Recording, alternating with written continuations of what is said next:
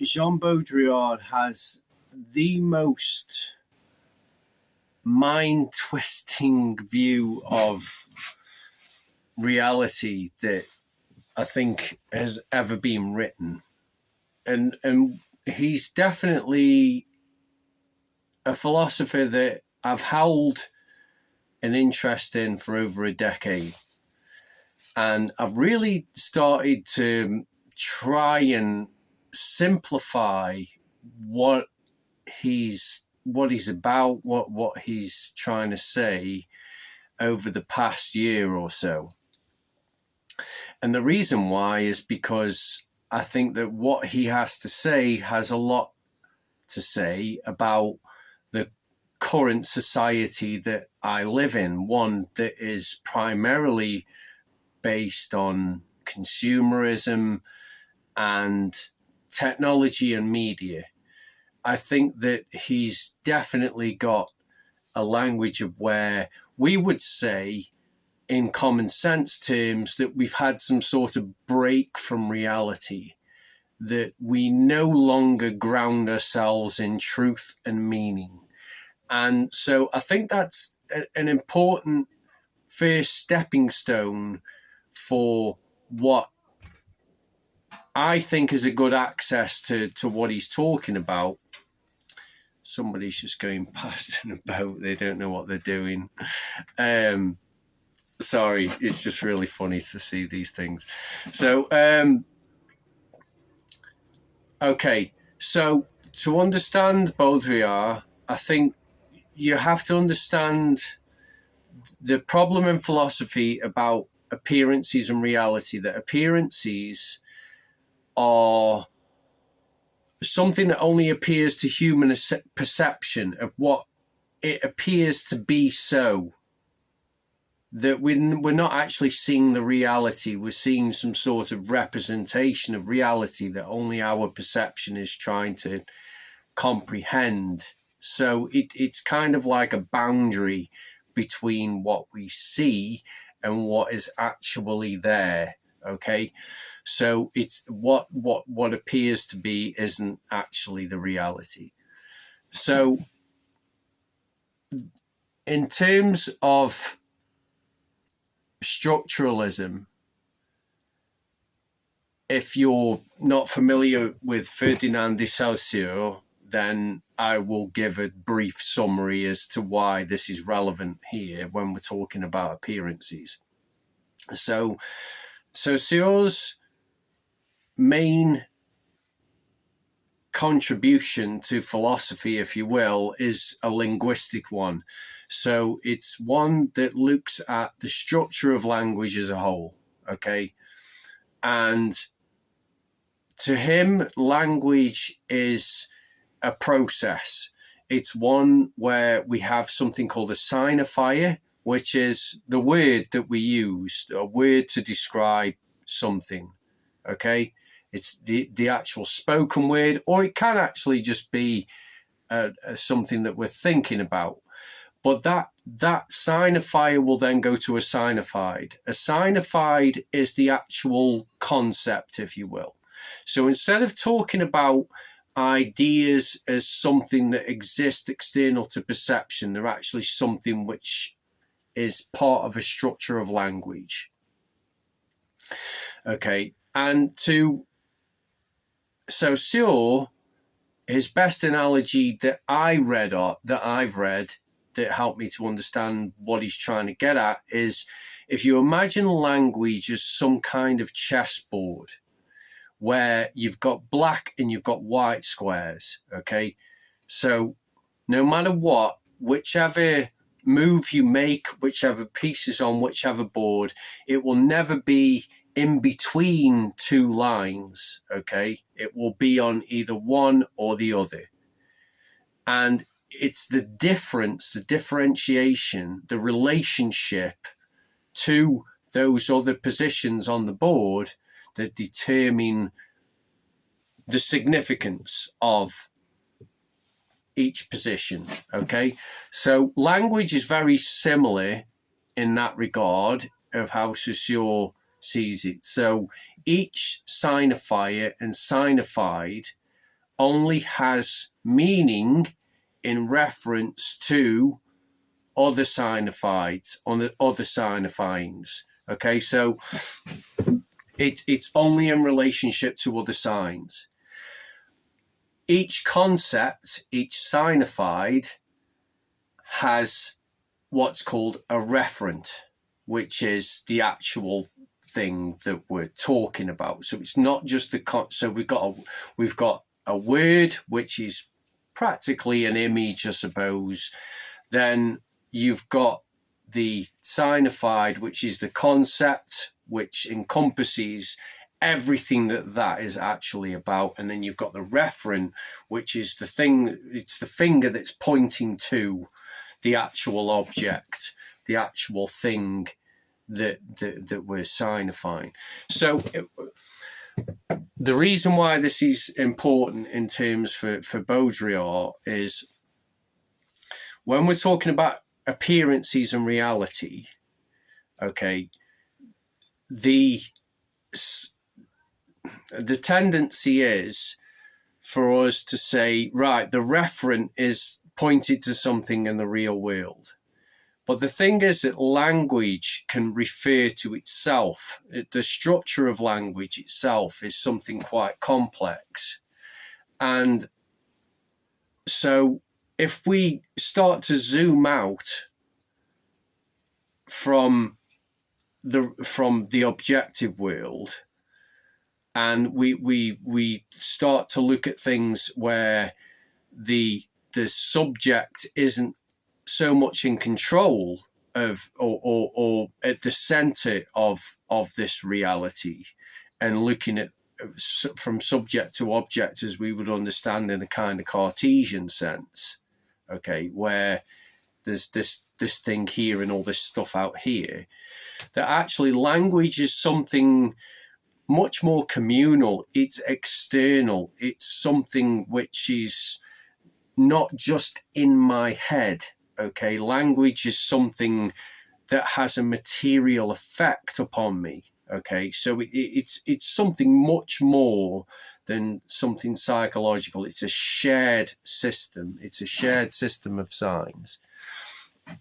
And that language can refer to itself. It doesn't have to refer to something in the actual world. And in that case, it actually takes on more of what we would say is an appearance. So language can definitely change the way that we perceive reality.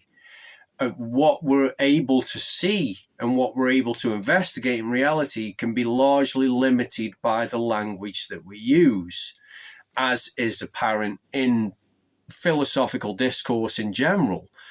You know, we try to be succinct. We try to maybe even invent neologisms in order to explore reality even further, but there's definitely some sort of limit. And it's this limit that Baudrillard seems to accelerate.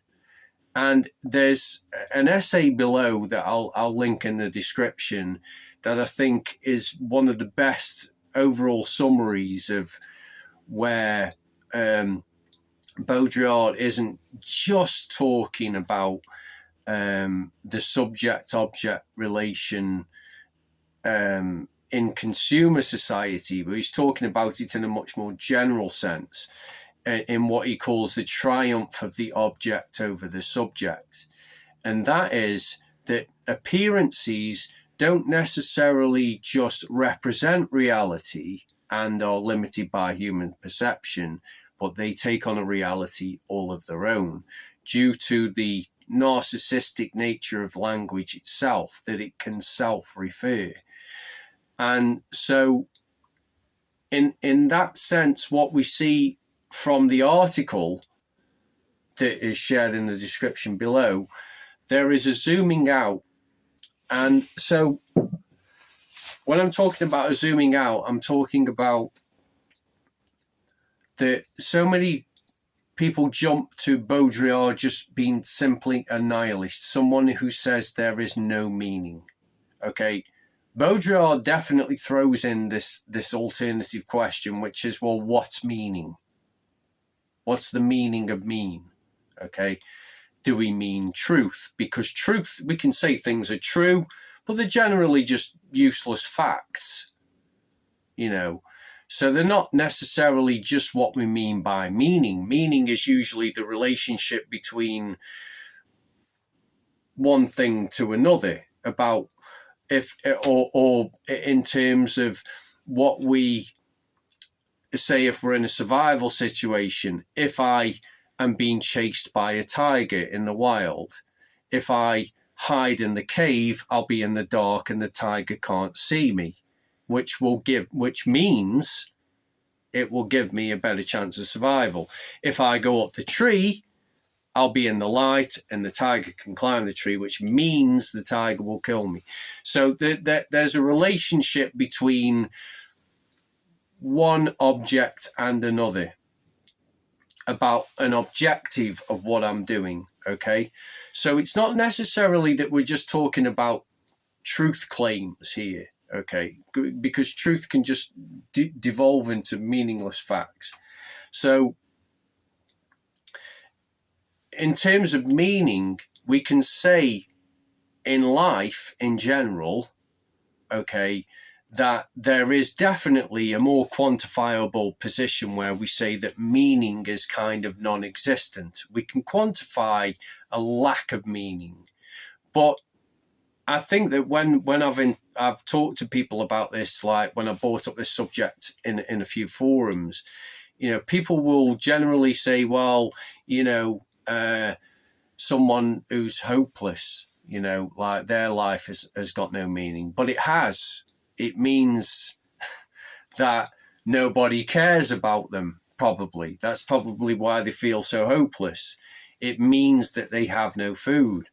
Okay. So even though we would say that there is no meaning to a person's life, we might just be confusing it with some sort of fulfillment or whatever. But the lack of fulfillment still has meaning. So meaning has its own, within its own limits, it has its own seeds of destruction. Okay, so but what is harder to quantify is where there's too much meaning. Now, this is where the signifiers, the signifieds, appearance and reality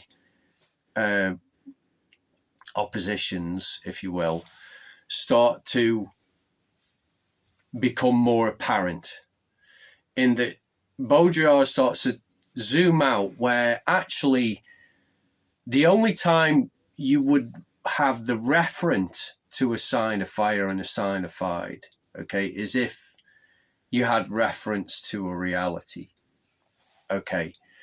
But as appearances can take on a reality of their own, there doesn't have to be the reality actually starts to deteriorate in the background as the appearance is dominant.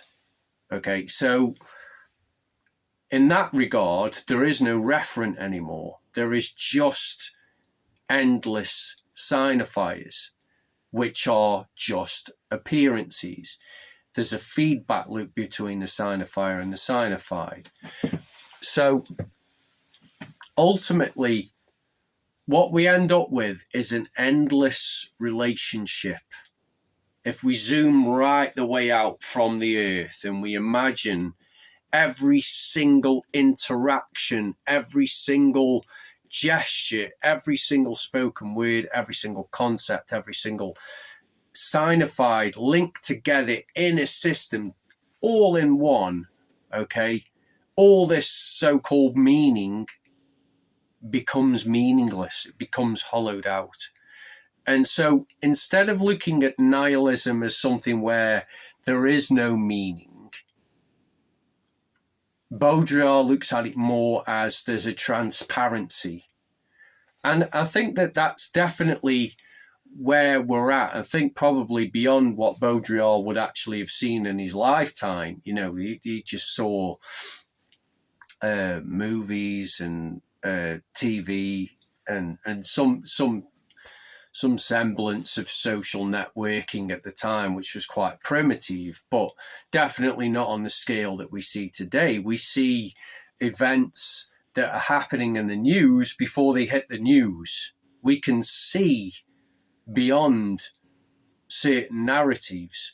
We have direct access in the right places to people who are actually in war situations, in genocide situations, in any political situation where there is a total transparency. We can zoom out even further than before. Meaning is something for the mystics. Meaning is something for those who, for times when knowledge about what was going on globally was occult. It was hidden.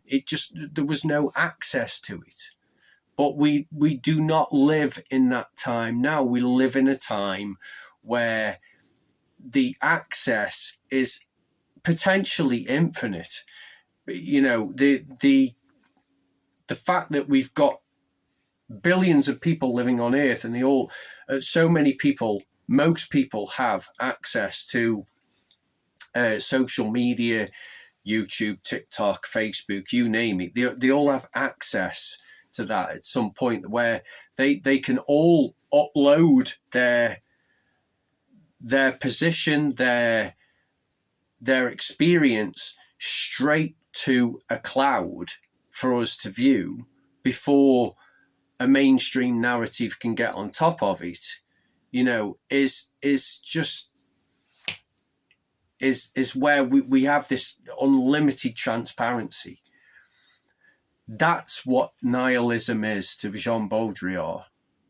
It's not that there's no meaning, it's that there's this massive abundance of meaning, and where meaning would probably lead to you knowing something, taking that meaning and being able to act. He's saying that's just not possible. It's just, you just end up with inertia.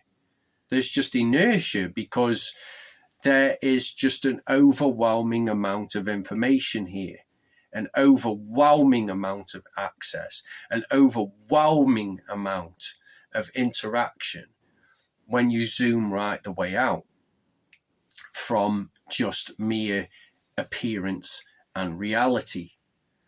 And it's because appearances take on a reality of their own that you have simply got this sort of transparent experience that we have. But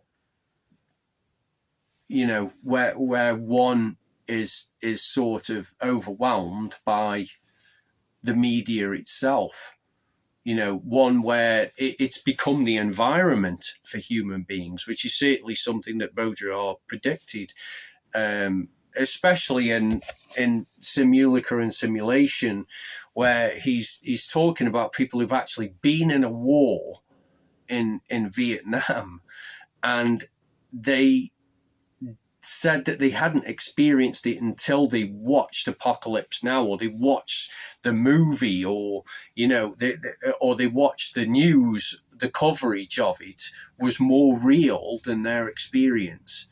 So, you know, but it's just that we are definitely at this point. There's a strange tipping point where we are right now, where it's not just about us not being able to distinguish between appearance and reality or simulation in Baudrillard's terms. Well, I just thought I'd keep it a bit more within the theme of what he's actually talking about, instead of just jumping into we're living in a computer simulation or whatever, which is just not the point of what he's saying at all.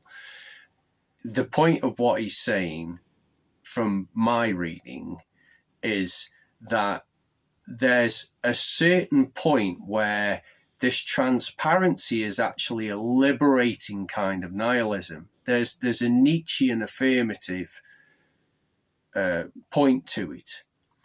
That there's a fatal point to it. That this is the fate. We accept things. I observe, I analyze, I criticize. each moment as it comes, because there's so much that's going to be available to me. And in that, there is an immense freedom that we can then start to imagine different futures, that we can not only start to think about where we come from, but where we're going. But you first have to accept this new process, which has come into being from other works that he's referring to, particularly from the Situationists and the Society and the Spectacle. But it's a very complicated philosophical position that has consequences from structuralism and the problem between being able to distinguish between appearance and reality. And anyway, I'm going to end it there. I think there's some stuff in there that might be of some use. Let me know what you think. And like I say, this has taken me about a year to try and formulate in a more simplified term, in more simplified terms, of a way in which I think there's so much more to Baudrillard than simply just we're living in the Matrix or whatever, which is a movie that he actually despised. So yeah, I'm going to wrap it up there, and leave a comment, like, subscribe, etc. Thanks, bye.